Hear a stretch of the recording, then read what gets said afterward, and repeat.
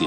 La sécurité humaine recouvre en effet l'accès à l'énergie électrique, à l'eau, la mise en place des différentes infrastructures routières, ferroviaires, portuaires, aéroportuaires, la mise en place de systèmes éducatifs et sanitaires performants, les questions d'environnement, de sécurité, de liberté, d'environnement, d'assainissement, bref, tout ce qui peut contribuer au bien-être humain. C'est pourquoi les efforts du gouvernement du président Boni Yayi ont toujours visé à régler toutes ces questions, car en les réglant, on fait reculer ainsi la pauvreté et on réalise du coup les objectifs du millénaire pour le développement. Le Bénin, en effet, en 2006, était à un taux de couverture en énergie électrique de 10% du territoire. Ce taux a été porté de nos jours à 48% grâce à divers projets. Nous pouvons retenir par exemple le projet d'électrification de 58 plus 8 localités financées par la BIDC. Ce projet est terminé et la pose des compteurs se poursuit. Déjà, 3000 compteurs ont été posés. Il y a également le projet Facilité Énergie qui concerne 105 localités financées par l'Union européenne, la GIZ et la KfW. 56 localités ont bénéficié déjà de la lumière dans ce projet. Nous pouvons citer également le projet d'électrification des 27 localités financées par la BAD, le projet 10 localités financées par la Banque mondiale, le projet 22 localités financées par le FER, le projet 35 localités financé toujours par le FER, le Fonds d'électrification rurale. La tournée du chef de l'État a permis de mettre en service le réseau électrique de la localité de Tré, dans la commune de Dassa. À Banté, ce sont les localités de Sako, de Koradjado et de Issalé qui ont été officiellement connectées au réseau électrique. Tout récemment, le projet 67 localités financées par la BIDC a été lancé et ce projet permettra d'atteindre cette année 2014 un taux de desserte de 75%.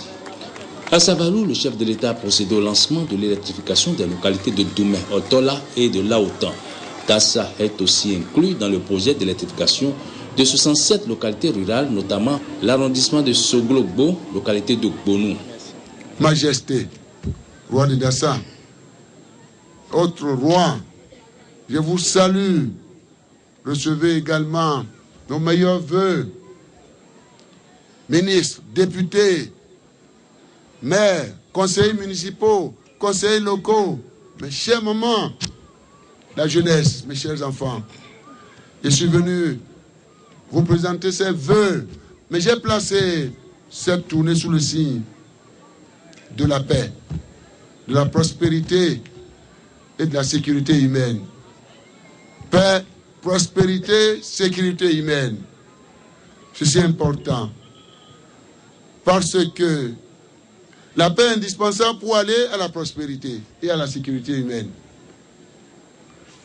L'absence de la sécurité humaine, l'absence de la prospérité, donc la misère détruit la paix.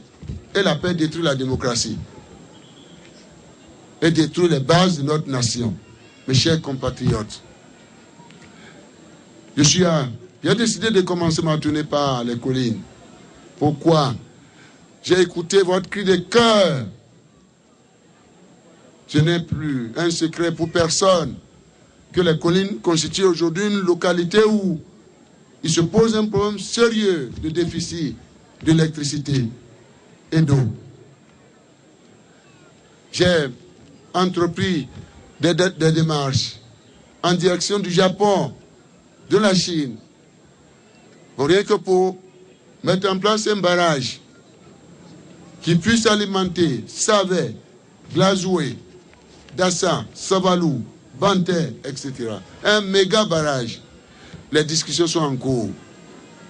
D'énormes ressources, mais en attendant, les partenaires ont décidé de poursuivre leur programme de forage.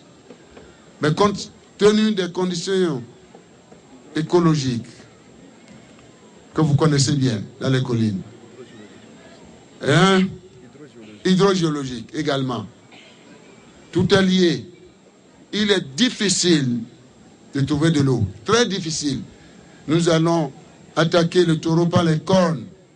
Je suis vraiment décidé. Et pourquoi j'ai envoyé votre fils? Il l'a nommé en qualité d'ambassadeur de notre pays, près le Japon. Le Japon est là. Mais vous savez, le Japon et la Chine, il faut éviter qu'ils se rencontrent. Chacun d'eux a dit en attendant, Monsieur le Président, le Japon dit, je m'occupe de Dassa et de Glazoué. La Chine dit, je m'occupe de Savin et de Wessé, etc. Mais si nous additionnons, nous allons obtenir quelque chose de toute façon. Nous poursuivrons notre combat. Ce que je dis des collines reste vrai pour la plupart de nos localités. Les maires sont là. Si je devais leur donner la parole, alors là, c'est comme si, eh bien, je leur donne l'occasion de me rappeler leurs problèmes que je connais. N'est-ce pas, messieurs les maires? C'est que la situation des collines est catastrophique. Et pourquoi j'ai décidé de commencer cette tournée? Je ferai le tour de mon pays de toutes les façons. Et comme vous savez bien, je crois que vous pouvez, j'ai toujours prié Dieu que vous puissiez identifier qui est à la tête de notre nation aujourd'hui. Celui-là qui est attaché à la solidarité nationale, le partage. Nous travaillons, nous créons la richesse, qu'on soit du public, qu'on soit du privé, et que nous sachions partager. C'est de ça qu'il s'agit, mes chers compatriotes. Donc je dis bien, il ne peut pas avoir de prospérité si on ne règle pas la question de la sécurité humaine. Je fais allusion à l'accès à l'électricité. Le ministre vous a dit ce que nous voulons faire. Je crois, c'est conçu pour que toutes les collines soient électrifiées à jamais. Et le point de départ sera déjà lancé. J'ai lancé ce programme de 68 localités, ou 67, 68 localités à Cotonou, comme si cela ne suffisait pas, pour que vous ayez la paix de cœur. Moi-même, j'ai décidé de venir vous en parler. Partout. Puisque les techniciens, c'est eux qui distribuent, qui répartissent les localités. Seulement, je leur dis, tenez compte du partage. Toutes les localités de mon pays doivent se sentir concernées par les affaires de notre République. Donc, nous avons identifié, nous avons 7 programmes qui sont exécutés. Le 8e, 200 localités qui seront prises en charge par un partenaire. Nous sommes en train, si nous arrivons à faire ça, alors nous allons pouvoir régler la question de l'accès à l'électricité, qui demeure au fronton, au cœur même des objectifs du millénaire pour le développement. Bientôt, nous allons nous retrouver à New York. Comme je l'ai dit, je ne le dirai pas assez. Je voudrais, avec la grâce, la gloire de Dieu le Père Céleste, parler la tête haute en votre nom, pour dire ce que nous avons fait, nous sommes en train de faire, et que le Bénin ne s'est pas mis à la marge, disons, du combat contre la pauvreté. C'est les racines de la pauvreté. Donc aujourd'hui, sur la base de ce que nous avons fait, tous les instituts sont formés là-dessus, en dehors des intoxications, des politiques politiciennes. Mon pays est retenu, fait partie des 10 premiers attendus pour réaliser 5 objectifs sur les 8. Et nous allons pousser de cette manière, avec des moyens limités. C'est indispensable pour nous, mes chers compatriotes. Nous tenons à relever le défi, et tous les défis, s'agissant des objectifs du millénaire pour le développement, ou des objectifs de développement durable. C'est très important. Et je crois que la sécurité humaine, lorsqu'on en parle, on vient d'en parler, l'accès à l'eau. Je viens d'en parler. Je n'oublierai pas la question liée au système éducatif. Cette année, nous avons prévu au moins 30 salles de classe à Dassa. Au moins. En tout cas, je ne sais pas. Ils ont mis Dassa. 7 modules. Ce que les techniciens ont mis, 28 salles de classe. Mais moi, je pense, si nous respectons les règles de la démocratie locale, je le dis en président des maires, si vous vous attachez des services, des populations, vous pouvez dédoubler le nombre de salles de classe. Il suffit d'avoir leur adhésion. C'est-à-dire, au lieu de faire une seule salle de classe, vous pouvez en faire 2 lorsque ces populations auront accepté d'y contribuer. Pas des investissements humains. L'eau, le sable, le matériel, etc., etc., etc. Monsieur le maire, ou monsieur le maire de la commune de Dassa, 28 salles de classe, On peut parler de 56, pourquoi pas. Travailler dans cette direction. Je suis prêt à apporter ma contribution en tant que 10 fils de Dassa. Je dis bien 10 fils, même si vous ne le dites pas. Je suis un 10 fils de Dassa. Comprenez bien? Alors donc, je dis le système éducatif est très important, ce que je leur ai dit tout à l'heure. Inscrivez vos enfants à l'école. Le 21e siècle est celui de la qualité des ressources humaines. Ne pourront pas réussir à relever les défis de ce siècle les nations qui auront échoué en matière de formation des ressources humaines. Et pourquoi depuis 2006, nous on a tenté, à la mesure de nos moyens limités, voyez du point de vue des enseignants, parce que 23 000 en 2006, ils sont aujourd'hui près de 52 000, 55 000. Sur 83 000 fonctionnaires. Pour vous dire l'importance que nous avons voulu accorder à l'école. Je ne dis pas que tout est parfait. Et en plus, du point de vue de la rémunération, nous avons fait ce qu'on peut, ce qu'on pouvait faire.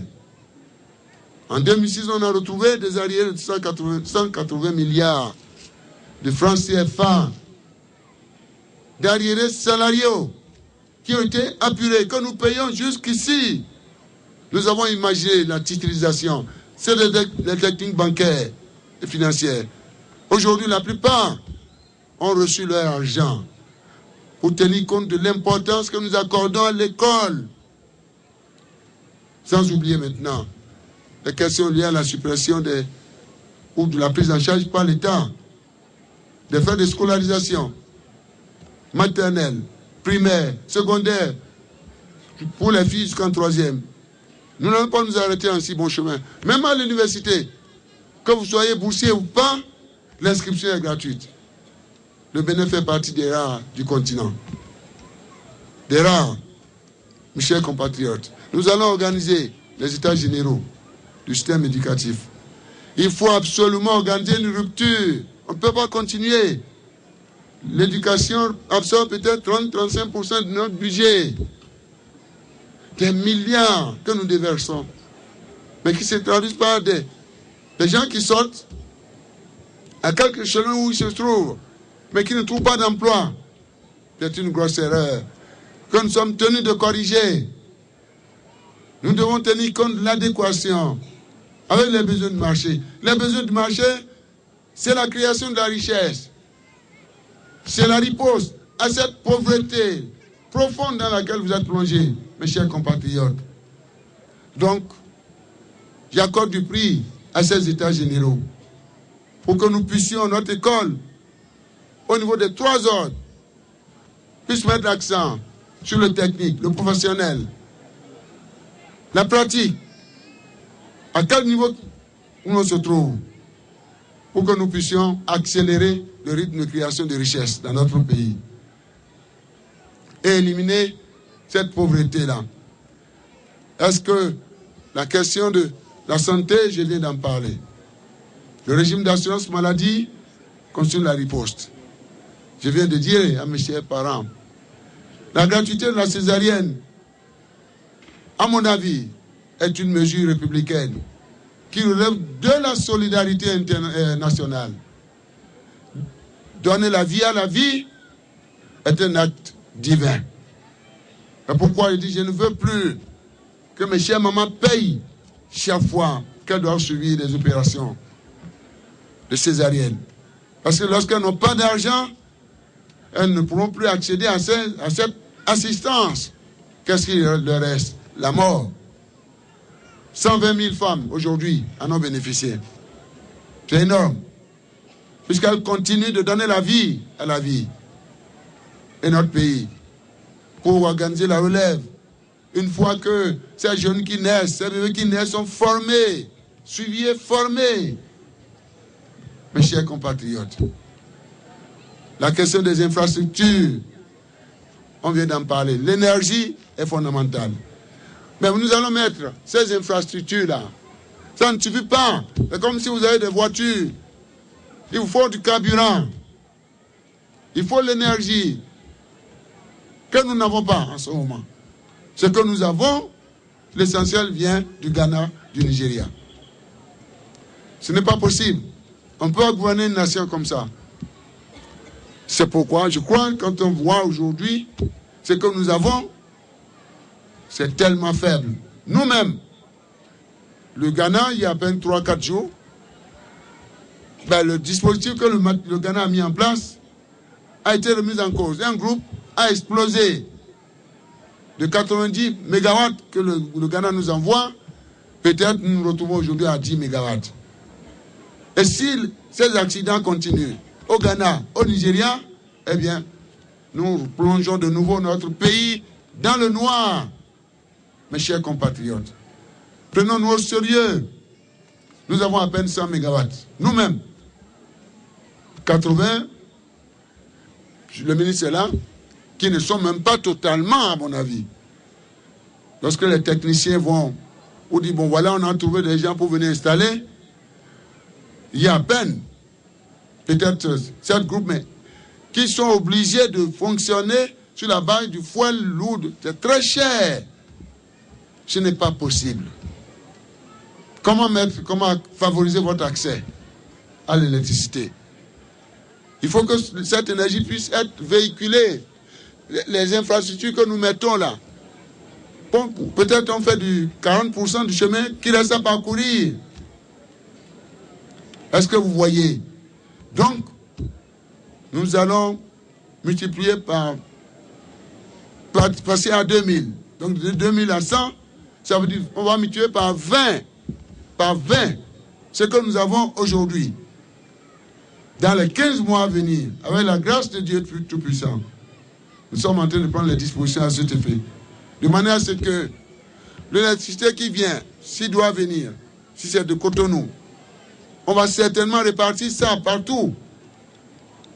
Parce que j'insiste beaucoup sur l'aménagement du territoire. Nous ne devons pas concentrer nos richesses en un seul endroit. On ne sait jamais. Il faut répartir cela. Le sens du partage. Donc des groupes, des centrales et quoi d'autre? Des barrages hydroélectriques. Nous sommes en train de courir en ce moment. On a identifié déjà à Kétou, peut-être avant ça avec Dassa, toujours l'OME. Il y a des endroits appropriés pour faire des micro-barrages hydroélectriques.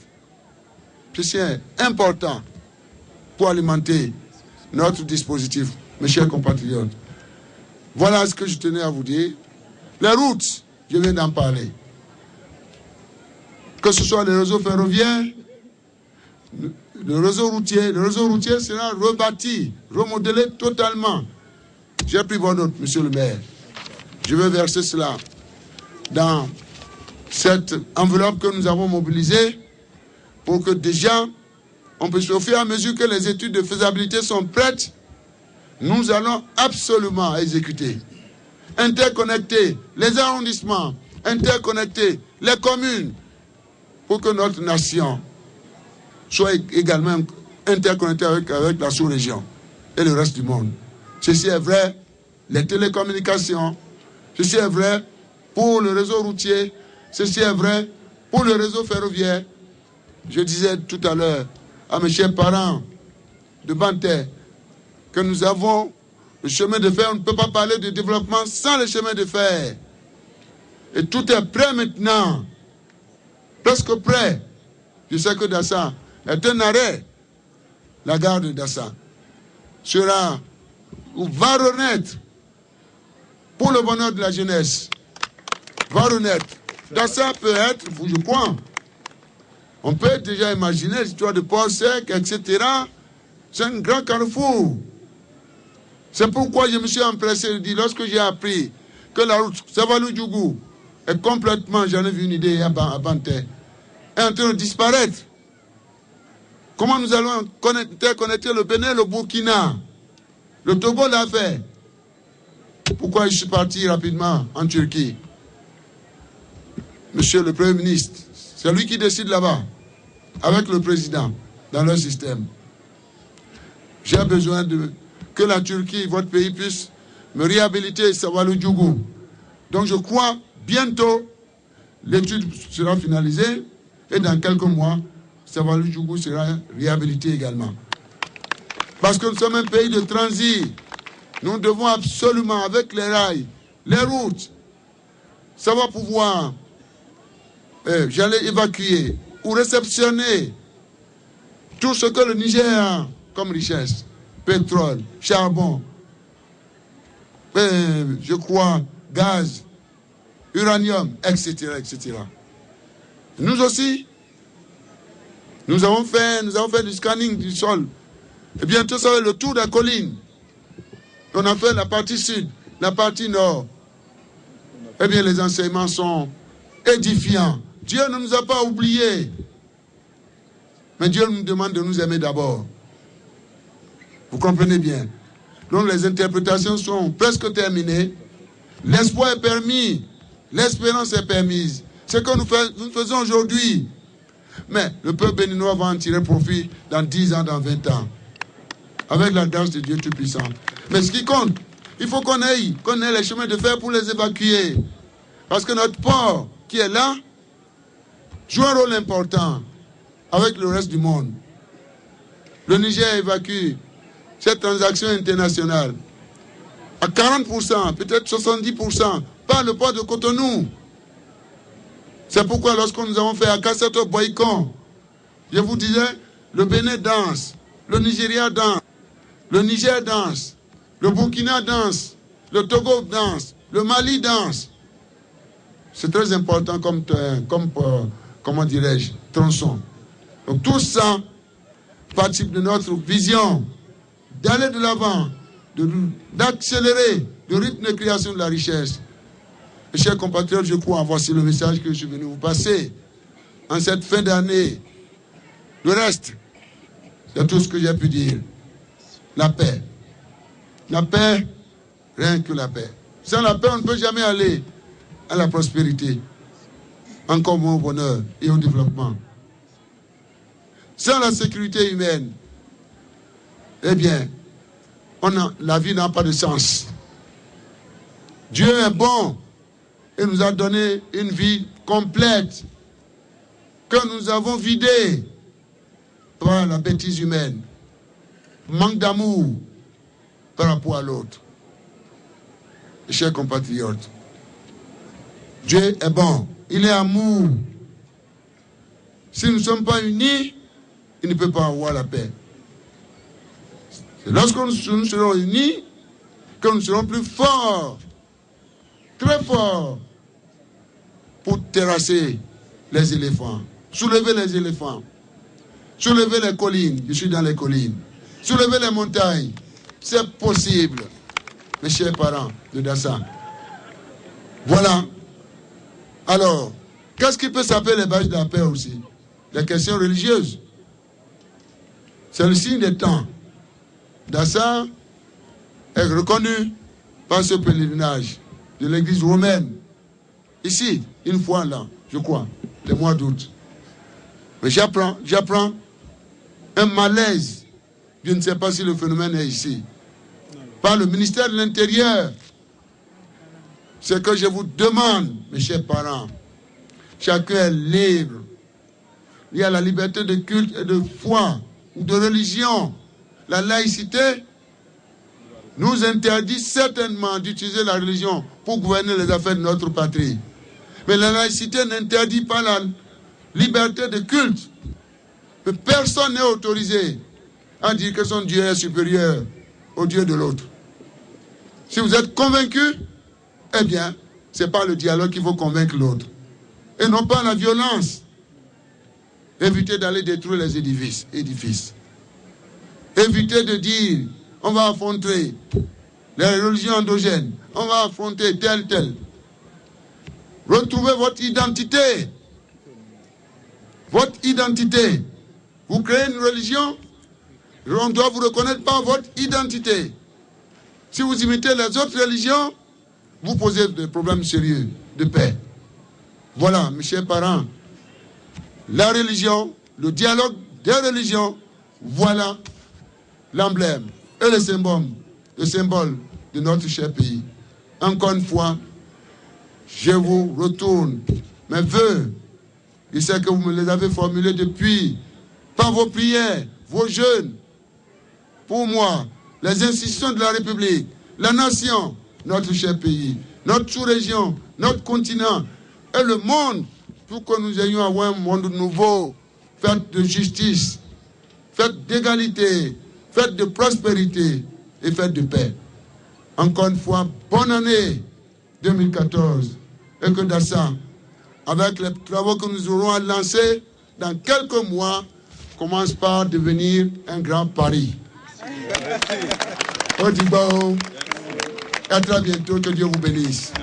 Il faut dire aussi que la tournée du chef de l'État a permis de réceptionner officiellement l'usine de transformation de pommes d'Akadjo en alcool alimentaire.